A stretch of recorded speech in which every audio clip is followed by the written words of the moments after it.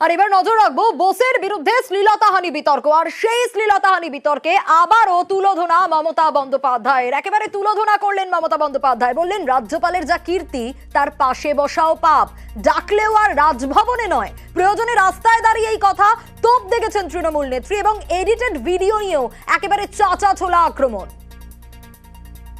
माननीय राज्यपाल बच्चे दीदीगिरी नहीं चलेगा। आई बोले वो तो सच है, दादागिरी नहीं चलेगा, दीदीगिरी नहीं चलेगा, लेकिन राज्यपाल पहले आपको तो पदत्याग करना चाहिए। Who are you to torture the women?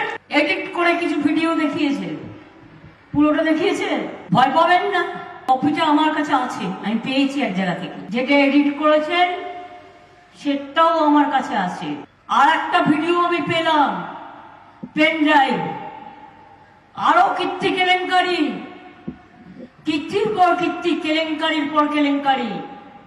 বাবারে, আমাকে এখন রাজভবনে ডাকলে আমি আর যাব না, রাজভবনে আমি আর যাচ্ছি না ভাই। আমাকে রাস্তায় ডাকলে যাব, রাজ্যপালের কথা বলতে হলে আমাকে রাস্তায় ডাকবে, আমি রাস্তায় গিয়ে দেখা করে আসব।